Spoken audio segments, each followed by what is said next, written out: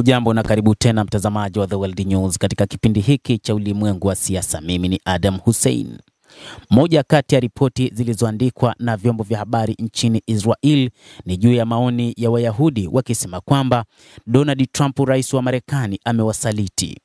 Trump ametusaliti baada ya kushiriki katika mapambano dhidi ya Hamas ya Gaza, lakini kushiriki mapambano dhidi ya wapiganaji wa Kihouthi na hata wale wa Hezbollah kutoka nchini Lebanon, lakini wakati huu ni kama vile amerudi nyuma, huku Israel ikiendelea kupokea mkururo wa makombora hasa kutoka kwa wapiganaji wa Kihouthi. Katika siku za hivi karibuni, rais huyo wa Marekani ameingia makubaliano na wapiganaji wa Kihouthi akiruhusu meli zake kupita bila kushambuliwa, na mpango wake ni kuona biashara zake zinaendelea huku wapiganaji wa Kihouthi wakifanya mashambulizi katika taifa la Wayahudi. Hili ni jambo ambalo Wayahudi wanaona kama Donald Trump ameisaliti Israel.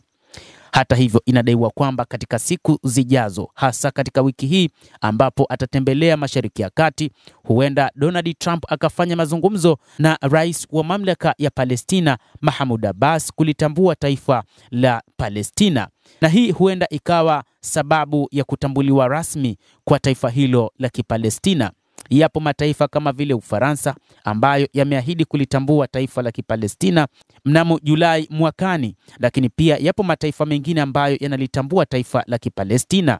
Urusi ni moja kati ya mataifa makubwa ulimwenguni ambayo yanalitambua taifa la Kipalestina, lakini wakati huu Donald Trump anataka kulitambua taifa hili kama miongoni mwa mataifa ambayo ni huru, na hivyo huenda likatambuliwa kimataifa rasmi. Hii huenda ikawa sababu ya kumalizika pia kwa mzozo kati ya Palestina na Israel, lakini wachambuzi wa mambo wanasema kwamba Wayahudi hawatoweza kuiacha salama Palestina na wataendelea kuimega kama ambavyo wamemega maeneo mengine ya Wapalestina. Hata hivyo, Ujerumani kwa upande wake imesema ipo tayari kuunga mkono wa Israel, lakini itaendelea kuwakosoa pale ambapo watafanya makosa, hasa katika kuteka maeneo mengi ya Wapalestina, hasa katika eneo la ukanda wa Gaza. Utawala mpya wa Friedrich Merz, kansela mpya wa Ujerumani, umeeleza wazi kutambua Gaza kama sehemu ya Palestina, na hivyo Israel haipaswi kuteka maeneo hayo, lakini pia itaendelea kuonyesha kwamba inachukizwa na kile ambacho Israel inakifanya, licha ya kwamba ipo tayari kuona Hamas wakinyang'anywa silaha ili tu kuhakikisha usalama katika Mashariki ya Kati, hasa kati ya Palestina pamoja na Israel unakuwepo. Licha ya kusitisha mapigano yake na wapiganaji wa Kihouthi, ambapo Marekani iliahidi kwamba itakuwa tayari kwa ajili ya mapambano dhidi ya Wahouthi wa Yemen, wakati huu imeamua kuachana na wapiganaji hao, na mpango wake ni kuona inahakikisha meli zake zinapita.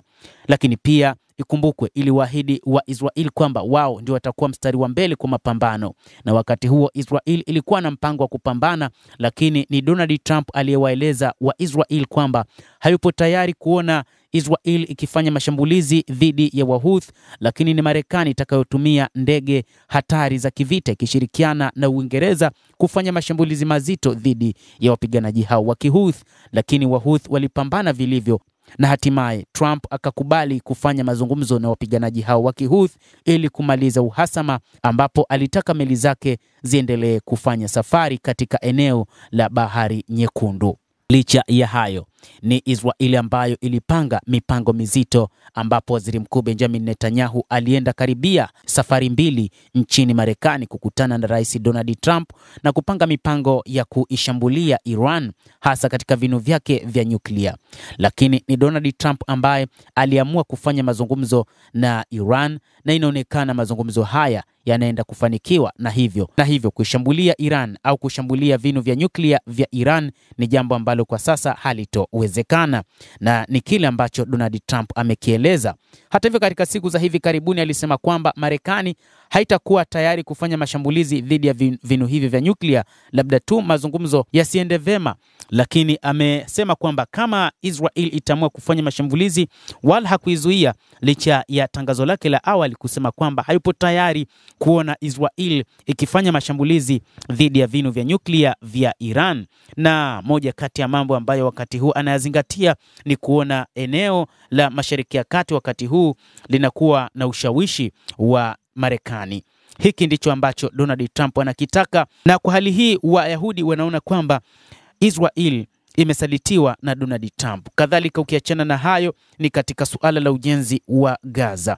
Israel iliamini kwamba ni Donald Trump kwa kutumia ushawishi wake na nguvu za Marekani ataweza kutumia mabavu na nguvu zote kuona jinsi gani atakavyojenga Gaza, na kwamba Gaza itakuwa chini ya milki ya Kimarekani, na wakati huo huo ni nafasi nyingine ya Waisrael kuwa na nafasi ya kutawala vizuri ukanda wa Gaza.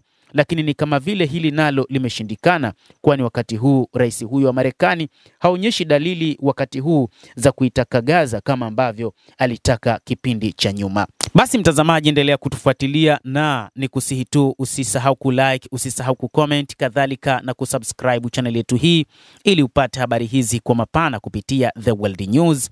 Mimi ni Adam Hussein, endelea kuwa nasi wakati wote, endelea kutufuatilia uweze kuyafahamu ya ulimwengu.